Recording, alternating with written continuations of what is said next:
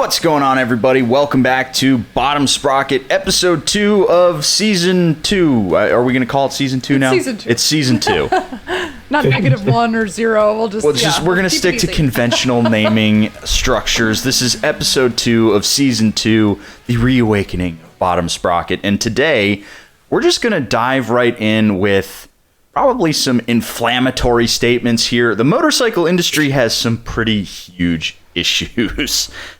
We've got a lot of different unique perspectives on this. I think Josh has some really awesome insider insight. I think Whitney is like the ultimate motorcycle outsider when it comes to this sort of stuff. And then I'm just some goon who rides motorcycles all the time. And I've just sort of aggregated some thoughts on this. And, you know, I don't really know a whole lot. I just know what I feel. But we've got a lot of opinions. We're the ultimate in just internet shouter about things-ers. And we know what we know, we know what we like, and we know what the industry's got on offer. Josh is probably the most educated of the three of us on this subject, which is why it's awesome to have you on this episode here, because I think that we're going to learn some fun stuff. Yeah, I'm excited to share my take on it. It was interesting to me when you said that. That was kind of your question. You had this question like, is the motorcycle industry dying? And it's you engage with so many manufacturers and you see so many bikes as they're coming out, when they're coming out, that it's really, really interesting to me that you were like, what's going on? And so that's what we're going to dig into a little bit more. So on that note, let's roll the intro and let's just dive on into this. Whitney, have you made any decisions on music? I want to know what the vibe's going to be. What do you want the vibe to be? I'm completely leaving you in creative control with that. It'll be better than I could imagine.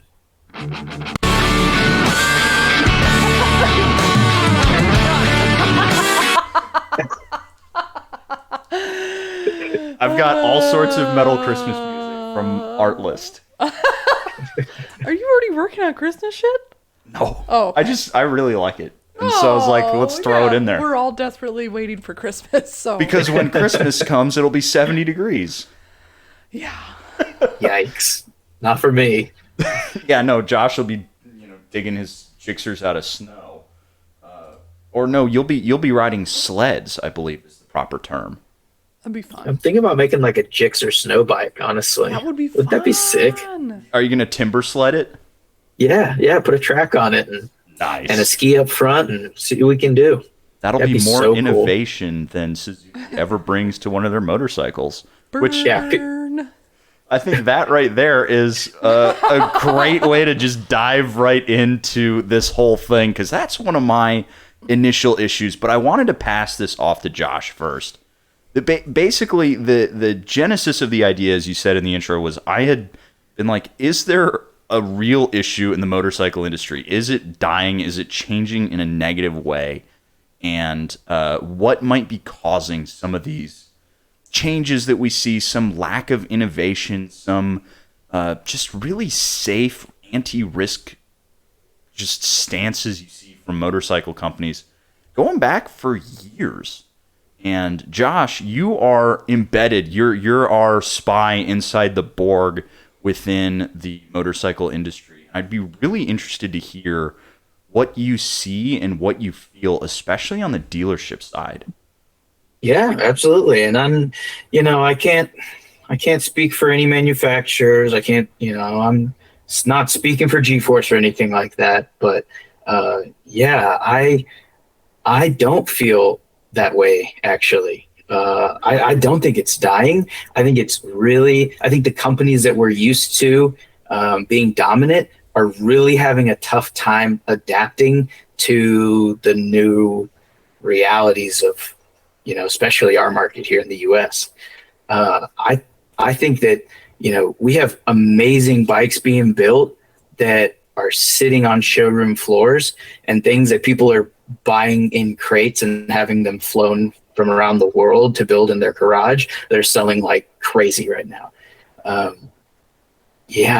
I think that we're going to I think we're going to see a lot less need for amazing, big, badass, high performance, like type of motorcycles. I think we're going to keep making them and we'll keep seeing them. We're seeing one-offs and special and limited editions that look and feel and are absolutely incredible machines, but that market can only be so big, and the growing market is reasonable and efficient and economical transportation, because those segments we're seeing a ton of growth in. But also, there's such a cultural issue right now in motorcycling in the U.S. People are so aggressive and hostile towards like electric vehicles specifically, and harkening back to a time when like people could buy motorcycles that, as they related to their income, were decently expensive. And nowadays, there's so few people, I think, they can go out and it makes sense to them to finance a $15,000 or $20,000 motorcycle, that, you know, all of the brands that we love and have kind of been so dominant for the last 20 years, 30 years, they're not moving quick enough. They're not keeping people, and they're not grabbing as many of the new people getting on two wheels as they should be. So we know you can't speak for G-Force, but I'd be interested to see, just as your like anecdotal, because G-Force, you've got KTM, you've got a couple of the big four. You've got Suzuki, Yamaha, and Kawasaki, right? Not Honda.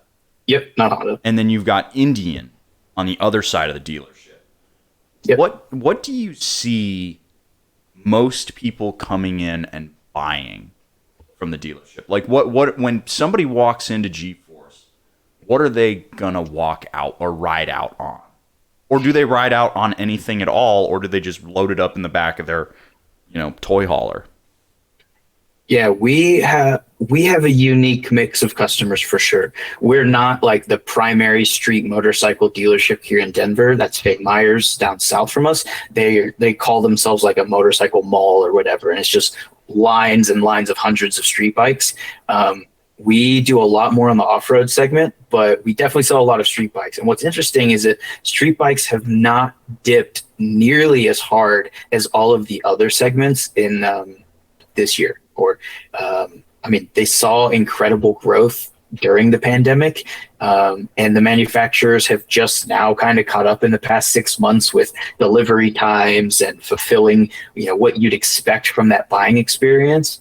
But street motorcycles are steady, if not growing. We do a ton of dirt bikes as well, but I feel like that's kind of a different conversation. I think it's important to note here, when you say street bikes, you mean something that comes, like you're talking everything from Indian to super sports. Cruisers to super sports encapsulates street bikes, right? Yeah, absolutely. You guys also, you have PWCs, you got snow mobiles, you've got ATVs. Side-by-sides, ATVs. We also have pontoon boats. Yeah, so that's kind of a delineation that we should be clear about. And I think that it's interesting seeing that there may be a slight rise in street bike purchases, because I really feel like, from where I've been sitting, it feels like there's been a dirt awakening through a lot of people that I know. Dude, my buddy went and trained with a MotoGP coach, and he came back and he was like, dude, I never rode a fucking track bike. And I was like, what? He's like, yeah, we did only flat track. That's all that we did out there, dirt and flat track. He was like, I was so confused. But then you dive in and see Valentino Rossi's ranch, and you see that's where all the MotoGP racers are hanging out. I didn't know that that's like where you cut your chops. Yeah, because you can experience a lot of the mechanics that happen on a race bike in smaller, slower speed formats, because you get to manage tire slip off road at 20 miles an hour versus 120 miles an hour on a racetrack. And I feel like America in many facets is a total void of knowledge. Oh yeah. We're like, here's me, fresh motorcycle ID. Here's an XSR 900. Ooh, okay. It's just like there's no I thought dirt bike riding was for the kids who lived out in the suburbs and just did like motocross races. We are blissful and powerful in our ignorance. Yes. And I do anything to do it backwards, to start on the dirt and somebody just tell me like, yeah, wait a second. Here's what you should be doing. Yes. No one did that. No media outlets did that. No one at the dealership told me that. Like it literally took somebody flying to Spain and coming back and telling me that that's what was going on. And I think that that's infecting a lot of people kind of all at once. Mm-hmm. I also, so this is kind of my take on this, if you'll permit me to transition on there. So my take Permission granted. Thank you. So I don't feel like motorcycling is really on the rise. I don't feel like we're adding new people to the ranks. I don't see. Maybe it's just because of the audience that watches a lot of my videos, it feels like it's a bunch of people who've been riding forever. And that's really cool, but it doesn't feel like we're reaching new people. And it feels like newer riders are more easily turned off because the newer generation is looking at motorcycling and they're like, well, I could get splattered. And that doesn't seem like fun. And I can't blame them. I mean, the forever wars and all the political horse shit that we've been dealing with, being risk averse makes sense. And then we also see a lot of risk aversion in motorcycle companies. Think about the confluence of everybody going to 270-degree parallel twins in whatever form or fashion. You've got CF Moto with their 450, which is a great mill. It's a fun bike. Then you move on up to the MT-07, and then you've got KTM, Suzuki. Everybody's moving towards this big bore parallel twin, and a lot of that is driven by emissions. It's easier to make a motorcycle meet emissions when the displacement is bigger and still maintain the same power. Same deal with the Super Duke R going from 1290 to 1390. It's not about, and I said this kind of towards the end of the video, it's not about a growth in power. You can expect maybe 10 horsepower tops, probably a little bit more torque, but it's more about meeting emissions. And so we're seeing companies that are just sort of abandoning the things that made them different and going towards stuff that makes them very the same. And there's not a lot of passion. Like, it's one of the things I said about the GSX-8S when I wrote it, and I told Josh this, is it doesn't feel like the motorcycle that I would want to keep forever. You know? It feels like a bike that's not temporary and not cheap, but it doesn't feel like it's like a BRZ, a BRZ from the car world. Yeah, it's fun, it's flashy, but you're not going to keep it. I thought you were having a stroke and you meant to say the DRZ, and then I was like, what does that is not your forever bike. No, God, no. But yeah, like you get a little Toyota or Subaru BRZ, and you have your fun, you drift it a little bit, and then you get rid of it after a couple of years. Jake, how am I supposed to have a forever bike when we live within 20 miles of RSV4s, S1000 double Rs, any motocross bike? Mm-hmm. We have a huge range now of motorcycles. Like, think about, get on ADV Fest. Mm-hmm. Now you've got all these ADV bikes. It's not necessarily like we're going forward or that there's anything super interesting and when I think of that and what you're talking about, are you talking about like the early 90s, mid 90s, early 2000s sport bikes when there was just like crazy different stuff when it came to engine design happening, or like what are you surmising? Like, so I guess my thing is I look and I see back in the day you had 600 1000, they were all inline fours. You had 600 1000 sport bikes. Then next to it were the 600 1000 naked bikes. And then you had your dirt bikes. There was a little bit of something for everybody from every manufacturer. And I think that there still is that to an extent, but we are seeing even more homologation towards stuff like the parallel twin. Think of how many motorcycles now just have a parallel twin. Right, and so now you're kind of like buying based off of aesthetics or what brand dedication you have to Right. whatever manufacturer versus like. And when it came to those inline fours, there was a lot of stuff that set them apart. Like Honda had a very it was very Honda. The engine just worked. You could beat the shit out of it and it would never break down. Then Yamaha was like, fuck you, Crossplane. And they made probably one of the coolest sounding motors ever. And then Kawasaki just kept pushing and pushing and pushing and pushing, and now they have a supercharged one.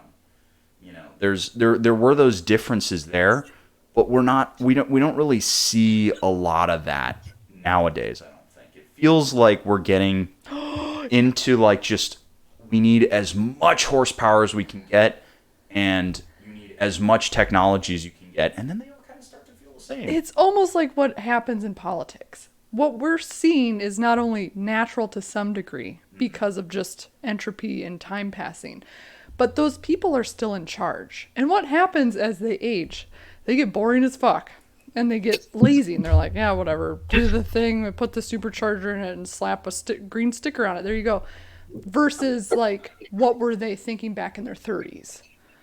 Yeah, So, that's kind of what I was just thinking about as well. That like we saw some major mistakes from big companies in the 70s and the 80s and the 90s and the early 2000s, and for them it's learning how to be profitable, you know, because that's their goal. Boring. Well, their goal is not to make dream motorcycles. There's some boutique motorcycles making $80,000 bikes that we can't afford. They're still making like dream motorcycles, but like that's, you know, after enough time of just trying to make sure that each new project is more profitable than the last, like this is kind of what we're going to get. so Dinosaurs must die. yeah, I mean, we could do an entire thing about electric bikes, and I do want to get there later in this segment because I think that electric bikes have so much to offer. But I would like to talk just a second about what you were saying with regards to people getting more conservative as they get older, right? I don't actually think people get more conservative as they get older. I think what we actually see is, at least in terms of politics, we see people, the people around them moving more in a liberal direction. Not they stay where they are. The Overton window shifts. So I think what I'm seeing is we're seeing the motorcycle industry stay where it is, and then desires shifting around it, and them not responding, or at least not responding quick enough. So you think the masses, their desires are shifting because of the conservatism of the manufacturer? Yeah, I mean, you think about the SV650. Everybody liked the SV650 because it was a V-twin, and it had a lot of great aftermarket support. Suzuki is moving away from it. My understanding is that it failed to meet Euro 5, and Suzuki was like, well, fuck it. Bye-bye SV650, GSX-8S. It also seems, but they also got rid of their MotoGP team. I also wonder too what sort of electric dreams they have on the horizon, because it just kind of seems like they're pulling away in a lot of motorcycle-driven aspects. I feel like, so one of the things that I really like about Italian manufacturers is everything they do is born of some kind of racing. Yes. Everything, it's in their blood. Italians, regardless of whatever it is, whether it's Ferrari, whether it's Lamborghini, whether it's, you know, some little tiny 2-cylinder car that, you know, fits on the little cobblestoned Italian streets, or any motorcycle, it's all born out of a desire to go racing. And that's what pushed them into doing crazy, crazy stuff. And that's why Ducati is now so dominant in GP, because they're just like, fuck you, race. Yeah, meanwhile, you know, it's funny, I keep thinking about, let's say in the 60s, the big four, the Japanese manufacturers hit the market and squashed a lot of Spanish and Italian manufacturers and said, fuck you, watch this. Like Boltaco got completely crushed by the big four. And the Japanese came in with bikes that were more reliable, cheaper. They could manufacture them a lot faster, and they just dominated, but you lost a lot of the niche brands due to that. Where was I going? So now they've dominated for a while. And so now what stands out? The ones who didn't give up on that racing bloodline. And I feel like we are seeing motorcycles get more expensive than people can really afford. Especially here in the States, motorcycling it's a pastime. It's not a mode of transportation per se. Whereas in like Europe, people commute every single day on motorcycles. Yes, we have those people here in the States too. They're just not as prevalent. And so people look at motorcycles as a toy. And especially when it comes to electric bikes. Yeah, thank you World War II, by the way, for the interstate complex. Mm-hmm. When it comes to motorcycles here and electric bikes, people are like, I'm not paying $22,000 for a toy. Right. And people are seeing this sort of, at least as I look at it, I see this homologation in the motorcycle industry where nothing is really sticking out to me. Everything is so technologically driven. Everything is so fine as to sandblasted away a lot of personality that I just want a used bike. I want to go get a cheap used bike with a lot of character that is it as good? No, but it's still a lot of fun to ride. Yeah, I wonder how long we can keep going the way that we're going before people get bored.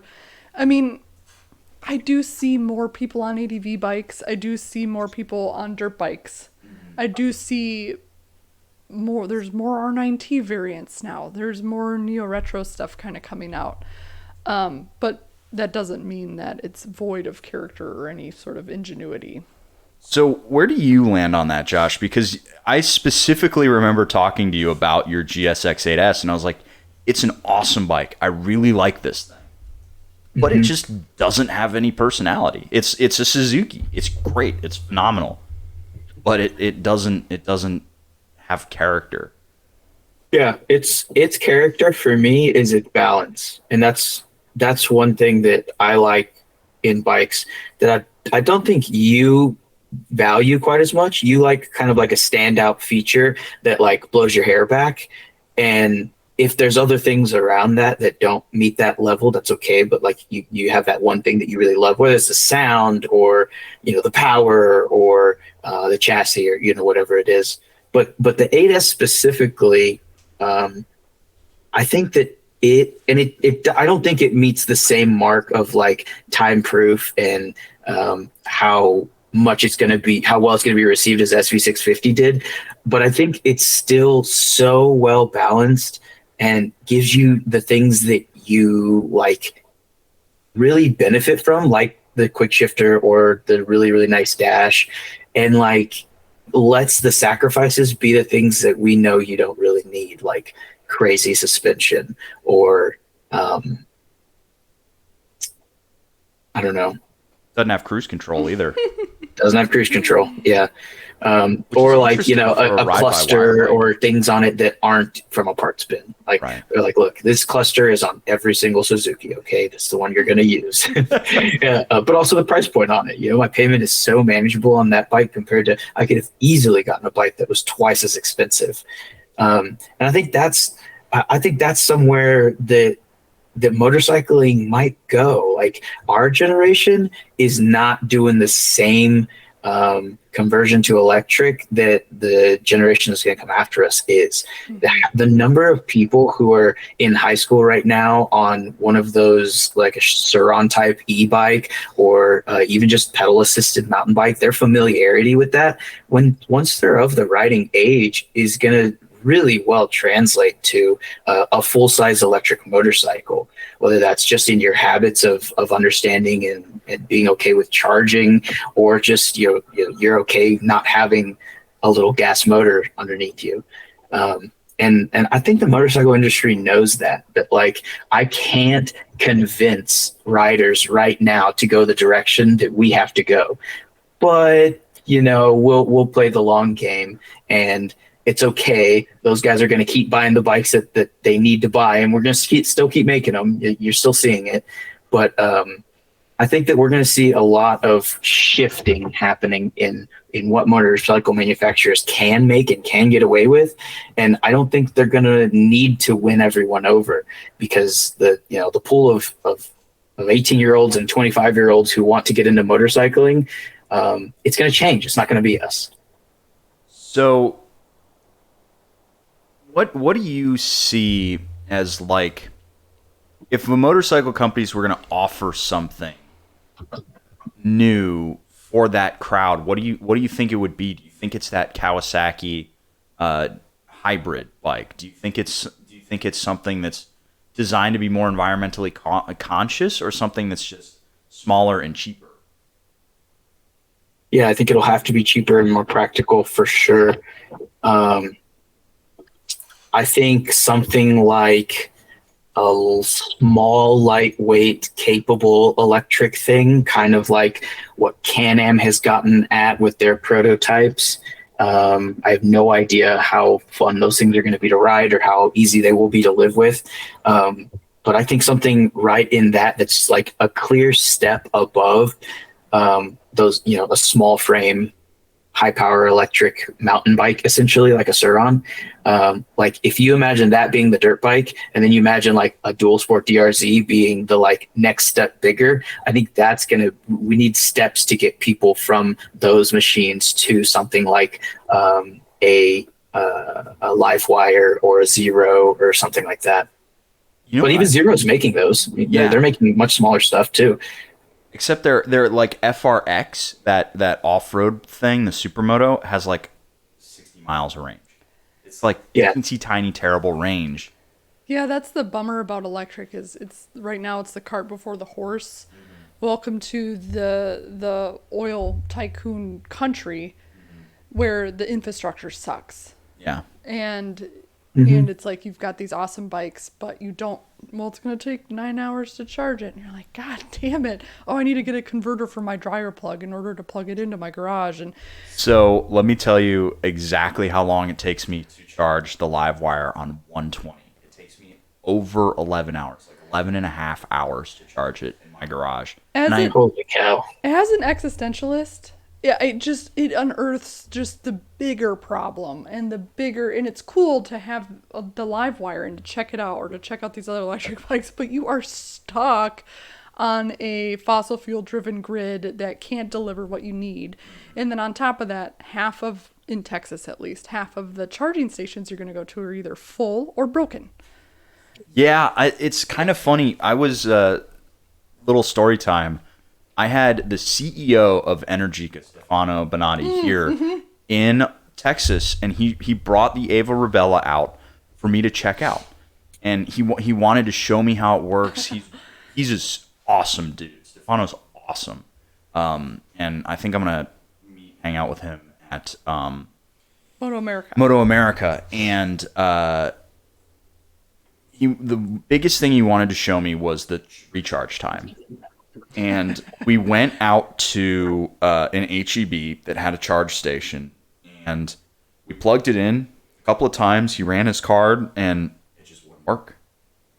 And he ended up calling their like support line, and we were there for a while trying to figure it out. And then we ended up having to go to another charging port, which was right down the road, but it wasn't at HEB. It was in some back lot of some place, some random thing. You also have what I just encountered with an electric car is the points of failure.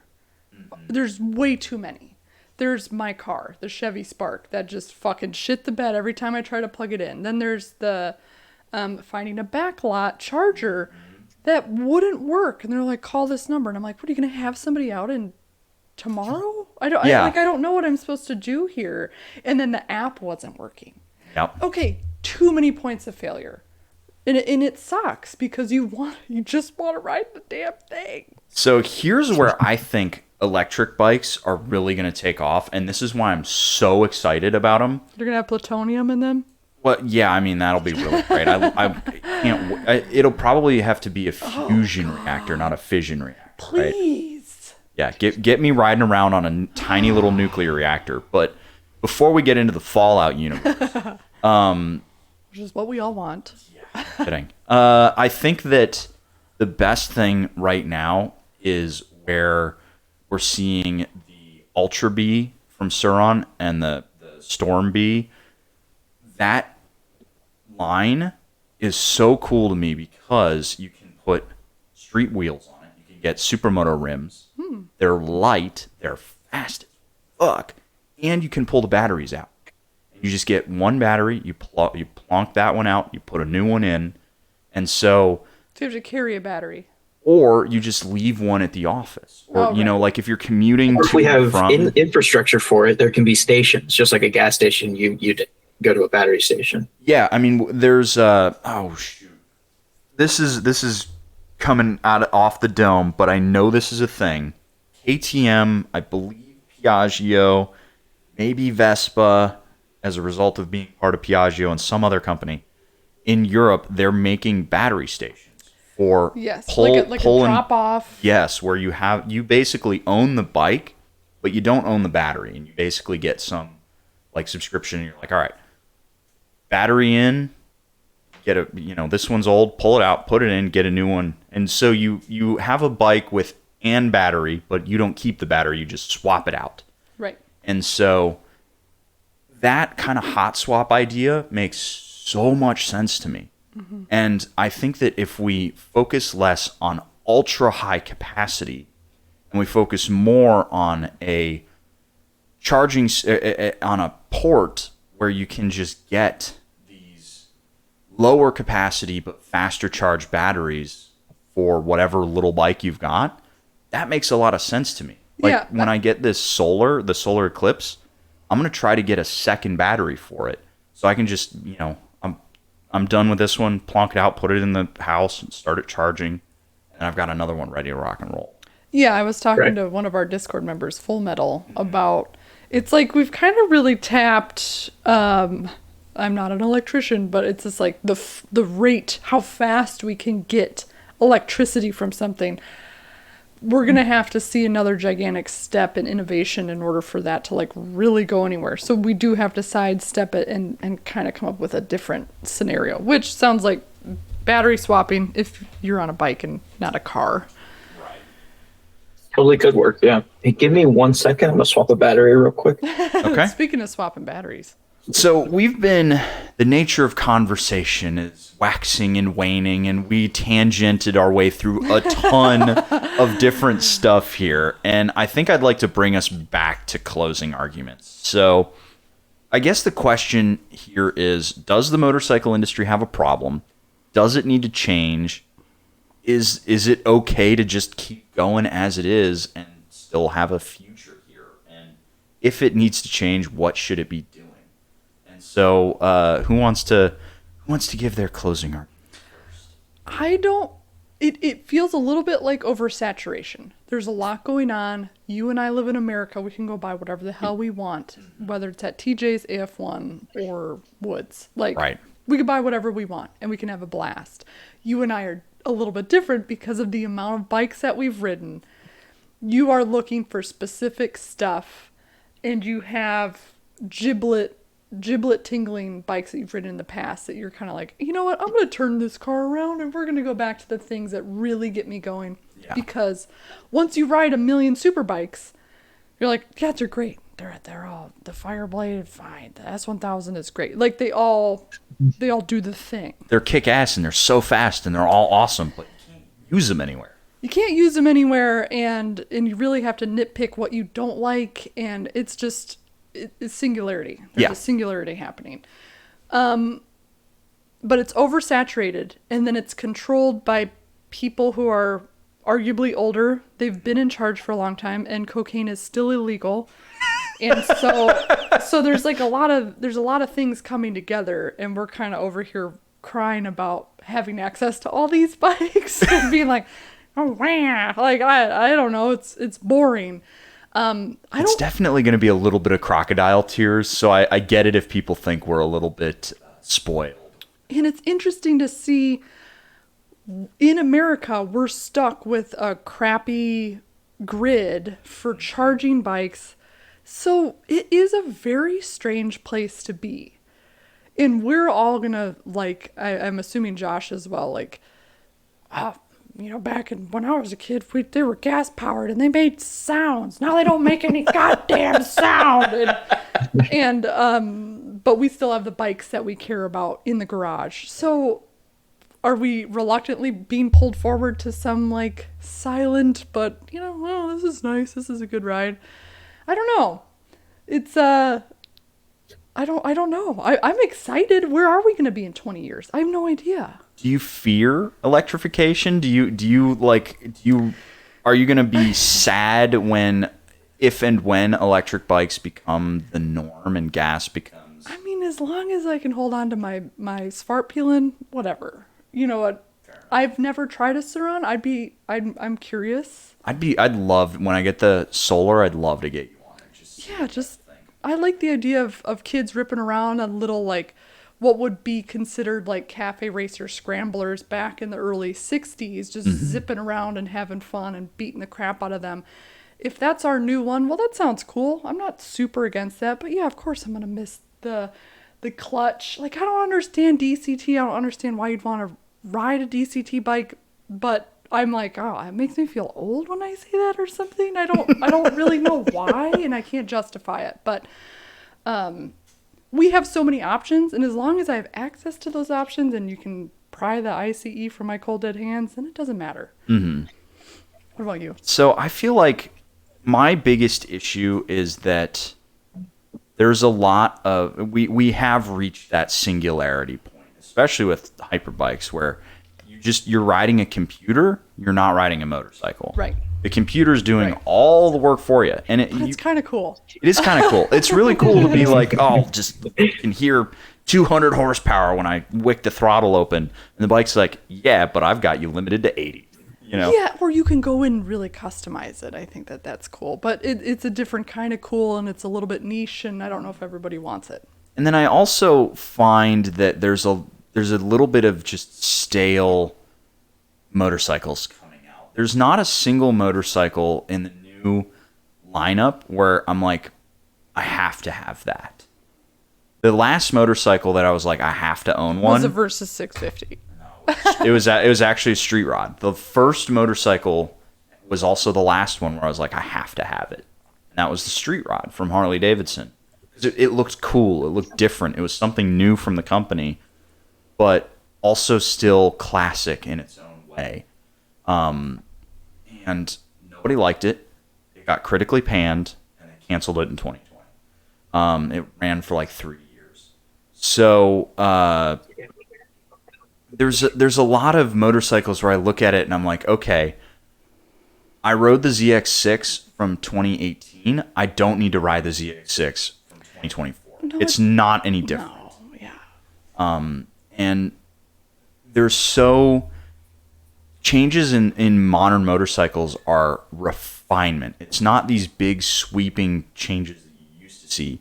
It's like an artist taking that like super fine razor to their statue or whatever, and they're like, I need to just have that.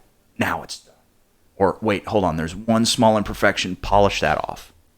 I like bikes. Looking at the bikes that are in the garage right now, clearly I have aspirations for motorcycles that are flawed. And motorcycles nowadays are just so damn good that they don't really excite anymore. Beyond just having a crap ton of power, and that gets old. Yeah. That gets old. But that's me as somebody who just like I spend all day thinking about motorcycles.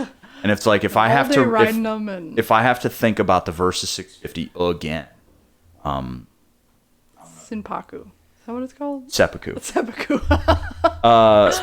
But I also think one thing that we're overlooking a little bit, I wish we would have gotten into it more. We could go for hours on this, so I don't want to. Is the coming Chinese bikes. Oh, yeah. They're going to change a lot of what's going on in Japan because they're offering stuff for cheaper. They're pushing the boundaries in terms of price. Everything else is the same. They're cloning a lot of stuff, but they're doing it cheaper. Mm-hmm. And I think that's what's really going to cause a lot of people to gravitate towards them because, yes, are there so many geopolitical issues? Yeah. But most people aren't tied into that. People don't think about the lithium fields or any of that. They think about, ooh, that motorcycle's cool. I want to buy it. Or the cobalt mines or the, Yeah. So there's so much going on that we as consumers are not conditioned to think about. And there's a lot of that with the Chinese motorcycles coming. And they make the bikes they make are great. We both rode the Ibex, and then we both rode the CF Moto 450 SS, and it was fun. And their growth in U.S., what CF Moto's done in off-roads, like ATVs, UTVs, and now they did it again, and they did it in motorcycles, is very impressive. But I think it's just indicative of the conditions of the U.S. We're limited by our perspective as motorcyclists who kind of grew up in a very exciting heyday of motorcycling in the U.S. We had posters of K5 Gixxers. But I don't think that the U.S. can support this like ultra innovative, ultra exciting motorcycle industry. I don't think we can do it anymore because the bikes that are sitting at G-Force, we've got a KTM RC8C that we cannot figure out how to sell because it's $40,000. We have two ZH2s sitting there, and because no one's going to come by. We've had a ZH2 SE. UI Innovation, they have superchargers, and I don't think that we have the same. The people who are coming to the market, they're struggling with rent, and they're not in the position to buy those things. But at the same time, you see $80,000 bikes, you see the Lamborghini, Ducatis, and things like that, and those are able to move, but not in the same quantities that will reach the motorcycles that most new riders will be able to attain. I was about to say because rich riders suck at riding, so they're not buying RC8 8Cs. Yeah, they're buying everything. I mean, anything available, they're just buying. But yeah, especially the track bikes. Yeah, like if you have that kind of money and are that into track riding and going fast, like you understand that you'll probably be able to build and go faster on an R6 than you would on that bike. But it's awesome. It's an amazing thing what KTM did, and it's so fun to sit there and look at it. And it was probably an incredible project to be an engineer on. But I don't think that. You can do some crazy stuff like that, and in the U.S., it's not going to happen. Now, the global motorcycle market is projected to grow. It's projected to grow like 8% by 2030. But that's because there's rising middle classes all around the world, and just not really here. Yeah. Yeah, I mean, you look at Harley Davidson in Q2 of this year, they grew 24% in Asia Pacific because of their collaboration with Hero and with QJ with their badged bikes, and that's their biggest growth segment. America grew, I think, 1% year over year, and they had more unit sales at lower total volume. Like they made less money but sold more bikes, which is kind of interesting. Of the companies that I follow, I clearly follow Harley Davidson's financials way harder than anybody else. But it's just the company that I'm most comfortable with. So a lot of their stuff I will end up attributing as a global trend when it's not true. But to kind of round us out here, is there an issue with the motorcycle industry? Yes or no? There's an issue with the American economy. American economy. Okay, that is a whole other podcast. So I think that affects, like Josh was saying, that affects our motorcycle industry. So for us, in our narrow perspective, yeah, there is an issue. Josh? Yeah, there's an issue. But I don't think it's going to kill the industry. I just think it's going to force it to change a lot. That'd be nice, right? Yeah, I think that the general consensus is there needs to be a lot of change here, because I do think that the industry has a problem, and I don't know if I think we might see some people pull out of the U.S. market eventually, just because they're just like, why the fuck are we trying to sell these bikes to these Americans who don't ride? We'll just sell them dirt bikes. They don't understand. You know what's funny though? That makes more sense in a country that is mostly dirt and mountains and highways. You know. Sadly, here in Texas, there's no public dirt. Yeah, No, but if you look at the off-road market, what side-by-sides have done in the last 10 years is wild. I mean, they've grown a lot, which is the similar type of activity, just lower stakes, than a dirt bike would be. Very true. So, guys, let us know down below, or I don't know what it looks like if there's comment sections on whatever podcast platform you're watching, because I'm a YouTube human. Send us an email. Send us an email to whatever the email is on screen, and maybe we'll respond to some of these comments in an email form. I think that would actually be kind of fun. So let us know what you think, and I'm very interested to see what ends up happening in the future. I think the halcyon days of just making whatever the fuck you want and it's selling are behind us, and the companies are going to have to think a little bit harder, which I'm okay for. With that, I think we'll sign off. Any final words from y'all? No. As we go into our 47th minute. I'm done talking. I'm done talking. We'll catch you guys in the next one. Hopefully you enjoyed it, and we'll see you later.